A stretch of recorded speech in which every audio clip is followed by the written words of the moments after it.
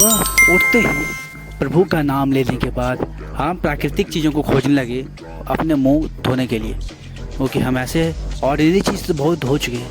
आप सोचा थोड़ा प्राकृतिक चीज़ भी हो जाए, इसलिए हम प्राकृतिक चीज़ को खोजने लगे और हमें मिल गया नीम का दातुन। बस नीम का दातुन मिला और मुंह धोने लगे। थोड़ा इतनी तीती लगी, इतनी तीता लगा कि पेट की दुकानों को तो जान निकल जाएगी। और बस धोते धोते चल गए थे। और भाई कमेंट में बताना ये शख्स कौन है, ऐसे आपने पहले मेरे वीडियो में देखा है कि नहीं देखा। और उसके बाद मुंह धो के आ गया एक क्या बोलूँ, रस्सी लेने बांधने के लिए बकरा को, क्योंकि घर में जानते हो घर में लाने के बाद काम का कोई अंत नहीं होता। तो काम का अपना करने के बाद, काम का अंत ना करने का बांध के और चले गया गाय को खिलाने, क्योंकि गाय खिलाना भी ज़रूरी था। तुरंत पानी भर के पानी को उठा के बस पानी को भर के पानी को उठा के निकल गया गाय को खिलाएंगे। तो इसमें भारी लगी बहुत जोर की बात, बहुत दिन के बाद काम कर रहा हूँ। तो बस खिलाया और लाया चारा, उसके बाद उसमें दवाई मिलाई जो गाय के लिए पौष्टिक होती है। तो मैंने उसे खिलाया, बस जैसे उसको दिया सानने के बाद गाय को खिलाया और गाय सारा खाना इतना जल्दी जल्दी खा रही थी कि और किसी को भीड़ नहीं देती। उसके बाद खेत आ गया, खेत में गिनने लगा, मतलब जो हम लोग की भाषा में उसे आटी कहते हैं या बीड़ा समझ लो, मेड़ा कहते हैं, धान का मेड़ा काटा हुआ खेत में, उसे गिनने लगे। क्योंकि गिनेंगे नहीं तो कोई चुरा के ले जाएगा। साले चोर भी बहुत ज़्यादा पैदा हो गए भाई, कह दे रहा हूँ। तो उससे फटाफट गिन के मौज मस्ती करते गिन के खेत से आया तो देखा यार जल यात्रा निकलता। जल यात्रा समझते हो, कोई घर का अगर गृह प्रवेश करता हुआ जल यात्रा। उसके बाद आ गया मधुपुर में खुद का कपड़ा खरीदा, क्योंकि मुझे कहीं जाना था। कैश करो मुझे कहाँ जाना था, यही वीडियो में पता चलेगा लास्ट में। तो मुझे कहीं जाना था, उसके लिए मैंने कपड़ा खरीदा।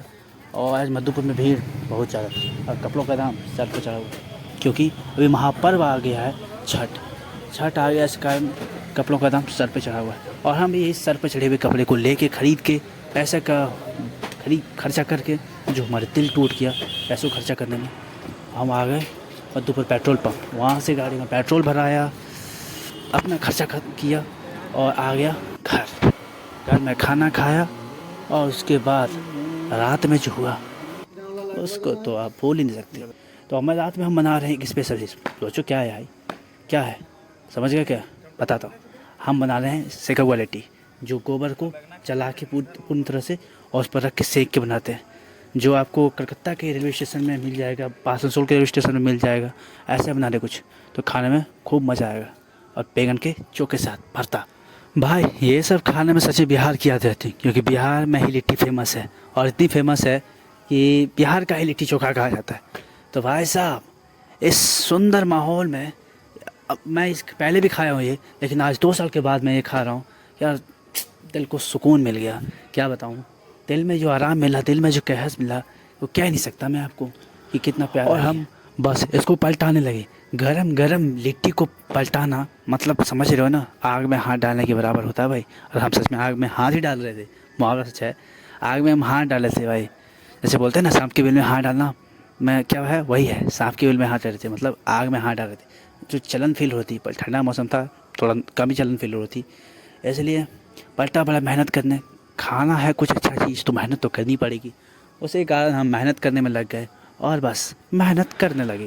तो आखिर भाइयों लिट्टी हो गया, बन के तैयार हो गया। बस कुछ ही दिनों में हम खाने बैठेंगे, तो देखते हैं कैसा टेस्ट होगा। बताते हैं आपको कि लिट्टी चोखे का हमारा कैसा टेस्ट है। लिट्टी यार आलू का और बैंगन का